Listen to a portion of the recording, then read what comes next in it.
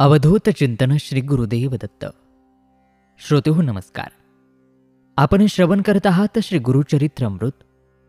धर्माचरण कसे असावे व परगृही अन्न ग्रहण केल्यामुळे लाभणारे दोष याविषयीची सविस्तर माहिती. चला या दिव्य अशा ज्ञानाला ग्रहण करूयात. नामधारक सिद्धयोग्यांच्या पाया पडून भक्तिभावाने हात जोडून म्हणाला, स्वामी, तुमचा जय जयकार असो.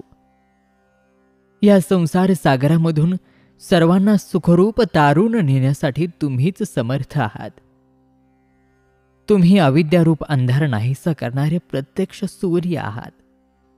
मी आजपर्यंत अज्ञानरूपी अंधारामध्ये निद्रिस्त होतो, पण कृपासागर अशा तुम्ही मला जागे केलेत.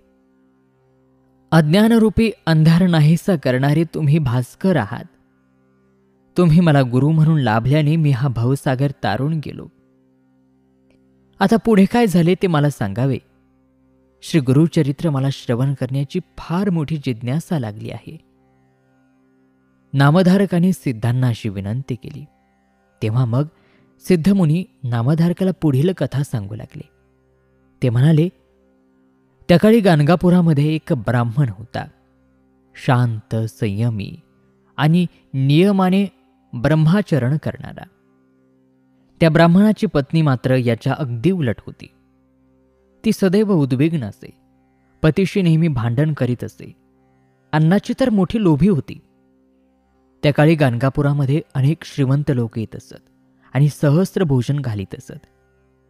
गावातले असंख्य ब्राह्मण तेथे भोजनासाठी जात असत आणि त्या ब्राह्मणाच्या घरी जाऊन सहस्त्र भोजनाचे रसभरीत वर्णन करीत. ते ऐकून ती स्त्री मनातल्या मनात म्हणे, माझे तर नशीबच खोटे. मला स्वप्नातही असले गोडधोड खायला मिळत नाही. या दरिद्री ब्राह्मणाशी लग्न करून मी मोठी चूक केली. केवळ याच्यामुळेच मला भोजनाला जाता येत नाही. माझे पूर्वजन्मीचे पाप म्हणूनच मला असे दारिद्र्यात दिवस काढावे लागतात. गावातल्या इतर बायका किती भाग्यवान. त्यांना त्यांच्या पतीबरोबर भोजनाला जाता येते.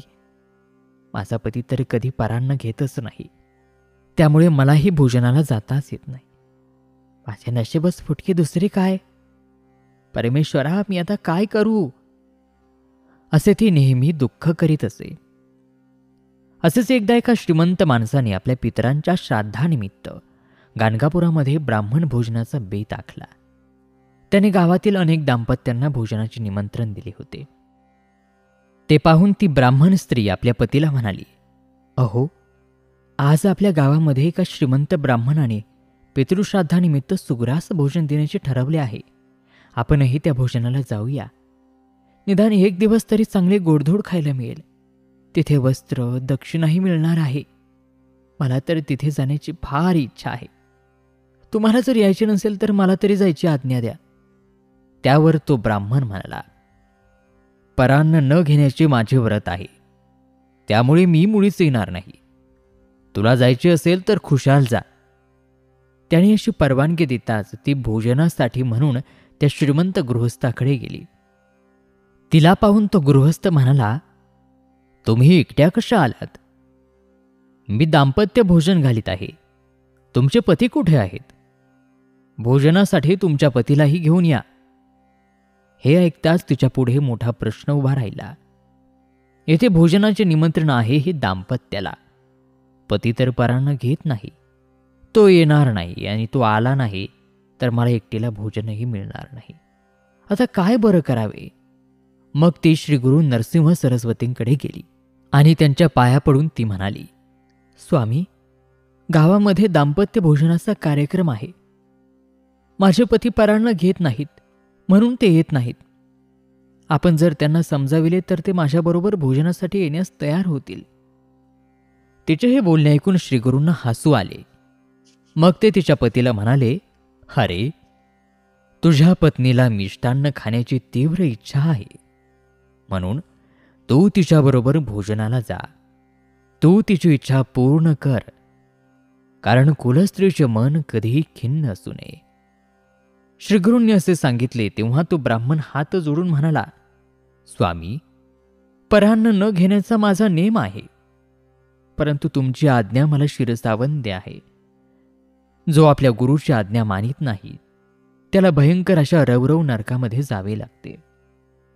म्हणून मी पत्नीबरोबर भोजनाला जाईन. मग श्रीगुरूंचा निरोप घेऊन ते दाम्पत्य भोजनासाठी गेले. आज आपणाला सुग्रास भोजन मिळणार या विचाराने त्या ब्राह्मण स्त्रीला मोठा आनंद झाला. ती दोघे पानावर बसली. वाढण सुरू झाले. भोजनाला सुरुवात झाली. त्यावेळी त्या ब्राह्मण स्त्रीला एक विलक्षण आणि अशुभ दृश्य दिसले. आपल्या पानातील अन्न डुकरे आणि कुत्रे खात आहेत. ते दृश्य पाहून घाबरलेली ती स्त्री एकदम पानावरून उठली.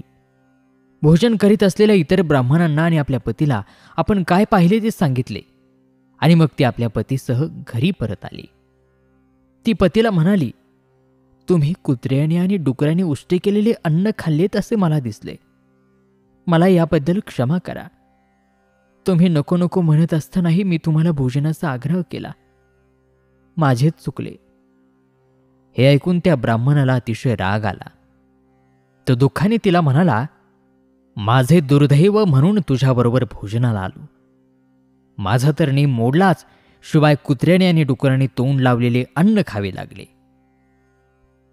त्यानंतर तो ब्राह्मण पत्नीसह श्रीगुरूंच्याकडे आला. दोघांनी श्रीगुरूंना भक्तिभावाने नमस्कार केला. तेव्हा श्रीगुरू हसत हसत त्या ब्राह्मण पत्नीला म्हणाले, काय आता झाली ना तुझी इच्छा पूर्ण? श्रीगुरू असे म्हणाले असता ती स्त्री श्रीगुरूंच्या पाया पडून म्हणाली, स्वामी, मला क्षमा करा. मी खरोखर अज्ञानी आहे. माझ्या हव्यासापोटी माझ्या पतीचा व्रतभंग झाला. मी त्यांना हट्टाने पराण्यासाठी नेले. मी मोठा अपराध केला आहे. मला क्षमा करा. मग तो ब्राह्मण श्रीगुरूंच्या पाया पडून म्हणाला, या माझ्या पत्नीमुळे माझा नेम मोडला. ही माझी पत्नी नाही, वैरिणी आहे. हिच्या हातून नेम मोडण्याचे पाप घडले. आता मी काय करू? त्यावरती श्रीगुरू हसून म्हणाले, अरे चिंता करू नकोस. तू तुझ्या पत्नीची पराण्याची इच्छा पुरवली आहेस. आता तिचे मन तृप्त झाले. त्यामुळे आता ती पुन्हा कधीही पराण्याची इच्छा करणार नाही. शिवाय तू तिकडे भोजनासाठी गेलास तो आमच्या आज्ञेने. त्यामुळे तुला कसलाही दोष लागणार नाही. आता मी तुला आणखी सांगतो. जर एखाद्या ब्राह्मणाला श्राद्ध कर्माच्या वेळी योग्य ब्राह्मण मिळाला नाही, त्याचे ब्राह्मणाअभावी कार्य जर अडून राहिले, तर तू त्याच्याकडे भोजनाला जावेस. त्यामुळे तुझ्या हातातून धर्मकार्य घडेल. पण अशा वेळी जर तू गेला नाहीस तर त्याचा तुला शाप लागेल. श्रीगुरूंनी असे सांगितले असता त्या ब्राह्मणाने श्रीगुरूंना साष्टांग नमस्कार घातला आणि मग कोणाकडे अन्न घ्यावे, कोणाकडे भोजनाला जाऊ नये असे विचारले असता श्रीगुरू त्याला म्हणाले, आता मी तुला सर्वप्रथम कोणाकडे भोजनाला जावे ते सांगतो. लक्षपूर्वक ऐक. आपले गुरु, शिष्य, वैदिक ब्राह्मण, आपले मामा, सासरे, सख्खे भाऊ, सज्जन मनुष्य यांच्याकडे भोजन केल्यास कोणताही दोष लागत नाही. एखादा ब्राह्मण ब्राह्मणाविना अडला आहे तर त्याच्या घरी भोजन घ्यावे. त्यावेळी गायत्री मंत्र जप करावा, म्हणजे कोणताही दोष लागत नाही. आता अन्न वर्ज करण्यासाठी घर सांगतो. त्याचे सविस्तर असे विवेचन स्मृतिचंद्रिकेत केलेले आहे. ते खूप मोठे आहे. ते मी तुला सारांश रूपाने सांगतो. ऐक. आपल्या आईवडिलांकडून आपली सेवा करून घेणारा, धनलोभी, आपल्या बायका मुलांचे हाल करणारा, गर्विष्ठ, मल्ल असलेला ब्राह्मण, वीणावादक, समाजाने बहिष्कृत केलेला, याचक वृत्तीचा, स्वतःची स्तुती करणारा, परनिंदा करणारा, क्रोधी, पत्नीने टाकलेला, तामसी वृत्तीचा, कंजूष, दुराचारी, ढोंगी, व्यभिचारी, निपुत्रिक, विधवा स्त्री, स्त्रीच्या अधीन असलेला पुरुष, ब्राह्मण असून सोनार काम करणारा, अतियत्न करणारा, दारू तयार करणारा, आपल्या जाराबरोबर राहणारी बाहेर खयाली स्त्री, चोर, कपटी, पतिताकडून धन घेणारा, सौदागर, देवभक्ती न करणारा, जुगारी, स्नान न करता भोजन करणारा, पैसे घेऊन जप करणारा, पितरांचे श्राद्ध कर्म न करणारा, संध्यावंदन न करणारा, कधी दान धर्म न करणारा, दांभिकपणे जप करणारा, दुसऱ्यावर केलेले उपकार बोलून दाखवणारा, व्याजाने पैसे देणारा, विश्वासघातकी, कुल परंपरा मोडणारा, हिंसक, खुनी, आशाळभूत, परान्न घेणारा, पंचमहायज्ञ न करणारा, घरच्या अन्नाची निंदा करणारा आणि परान्नाची प्रशंसा, अन्नाची निंदा करणारा, परगृही राहणारा, अशा लोकांच्याकडे कधीही भोजनासाठी जाऊ नये. अशा ठिकाणी भोजन करू नये. अशा ठिकाणी भोजनाला गेल्यास त्या यजमानाचे दोष आपल्याला लागतात. म्हणून अशा यजमानाच्या घरी भोजन करू नये. त्याऐवजी भूमिदान, सुवर्णदान, गज अश्वरत्न दान केल्यास दोष लागत नाही. परान्न घेतल्यामुळे जसे दोष लागतात त्याप्रमाणे परस्त्री गमन केल्यास नरकवास भोगावा लागतो. अमावस्येला परान्न घेतल्यास मास पुण्य जाते.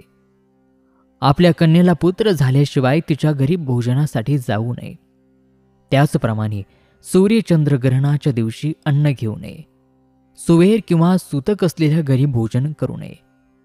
ब्राह्मणाने जर आपला आचारधर्म पाळला तर त्याला कधीही दैन्य दारिद्र्य भोगावे लागत नाही. सर्व देवदेवता त्याच्या अंकित होतात. त्याला महासिद्धी प्राप्त होतात. आजकाल ब्राह्मण उन्मत्त झाले आहेत म्हणून त्यांना दैन्य दारिद्र्य भोगावे लागते. श्रीगुरूंनी असे सांगितले असता त्या ब्राह्मणाने मला आचारधर्म सांगाशी विनंती केली. त्यावेळी श्रीगुरू म्हणाले, पूर्वी नैमिषारण्यामध्ये सर्व ऋषीमुनी यांनी पराशरांना हाच प्रश्न विचारला होता. त्यावेळी पराशरांनी सर्वांना आचारधर्म विस्तारपूर्वक सांगितला. तोच मी तुला थोडक्यात सांगतो. प्रत्येकाने पहाटे लवकर उठावे, गुरुस्मरण करावे, ब्रह्मा विष्णू महेश यांचे ध्यान करावे, सूर्यादी नवग्रहांचे स्मरण करावे, सनकादिकांचे स्मरण करावे, प्रातस्मरामीने प्रारंभ होणारे प्रातस्मरणीय श्लोक म्हणावेत. हे सर्व अगोदर शौचमुखमार्जन करून हातपाय धुवून स्वस्थ बसून करावे. स्नानापूर्वी आणि स्नानानंतर आचमन करावे. त्याचप्रमाणे झोपण्यापूर्वी, उठल्यावर, भोजनापूर्वी, भोजनानंतर, जांभई किंवा शंका आल्यावर, लघुशंका किंवा शौच केल्यावर, वात सरला असता, वाईट दृश्य दिसले असता आचमन करावे. आचमनासाठी पाणी मिळाले नाही तर डोळे आणि कान यांना स्पर्श करावा. ब्राह्मणाच्या उजव्या कानाजवळ सूक्ष्म रूपामध्ये अग्नी, वायुदेवता, चंद्र, सूर्य, वेद आणि वरुण या 7 देवता असतात. डोक्यावर उपरणे बांधून आणि जानवे उजव्या कानामध्ये अडकवून नैऋत्य दिशेला शौचास बसावे. खाली मान घालून बसावे. दिवसा उत्तरेकडे आणि रात्री दक्षिणेकडे तोंड करून बसावे. मौन पाळावे. इकडे तिकडे पाहू नये. उभ्याने लघुशंका करू नये. शौचास पाणी मिळाले नाही तर मातीने स्वच्छता करावी, पण हे केवळ अपवाद म्हणून. नुसत्या मातीवर किंवा हिरव्या गवतावर बसू नये. मातीने हात स्वच्छ करावेत. यानंतर स्नानविधी सांगितला आहे. स्नान केव्हा करावे, स्नानासाठी कोणते पाणी योग्य, कोणते अयोग्य तेही सांगितले आहे. स्नानानंतर कोणते वस्त्र परिधान करावे, भस्म चंदन कसे लावावे ते सांगून मग संध्यावंदन, गायत्री मंत्र, त्यातील 24 अक्षरे, त्यांच्या देवता, गायत्री ध्यान, गायत्री जप, जपासाठी योग्य वेळ, आसन, जप करताना कसे बसावे, ओंकाराचा दैवी अर्थ इत्यादी सर्व तपशिलाने सांगितला.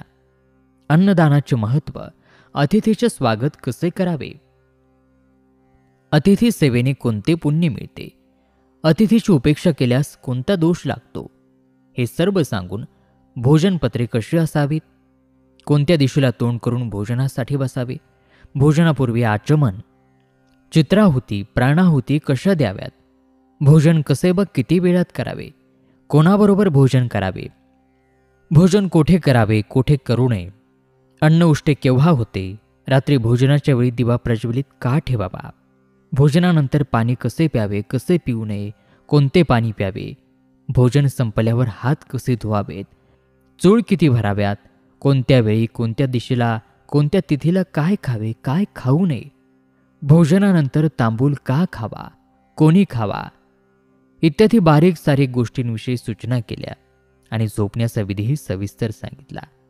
स्त्री संग केव्हा करावा, केव्हा करू नये इत्यादी संपूर्ण कर्मकांड शास्त्राच्या आधारे सांगितले. एकूणच आदर्श जीवन कसे जगावे याचे मार्गदर्शन केले.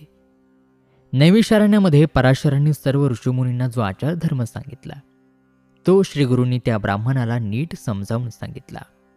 मग श्रीगुरू त्याला म्हणाले, या आचारधर्मांचे निष्ठापूर्वक पालन केले असता मनुष्याच्या सर्व इच्छा पूर्ण होतात, तो सुखी होतो. आणि श्रोतो, याच बरोबर श्री गुरुचरित्रातील हा 36वा अध्याय या ठिकाणी समाप्त होत आहे. ही माहिती तुम्हाला कशी वाटली कमेंट करून नक्की सांगा आणि हे दिव्य ज्ञान जास्तीत जास्त शेअर सुद्धा अवश्य करा. त्याचबरोबर पुढील अध्यायामध्ये आपण गृहस्थ आश्रमी लोकांचा आचारधर्म कसा असावा, गृहस्थ आश्रमामध्ये संसारामध्ये त्यांनी कसे वागावे, कसे वागू नये याविषयी श्रीगुरूंनी जे काही सांगितले ते सर्व श्रवण करणार आहोत. तेव्हा पाहायला विसरू नका ही सर्व माहिती पुढील अध्यायामध्ये. तोपर्यंत नमस्कार, धन्यवाद. श्री गुरुदेव दत्त.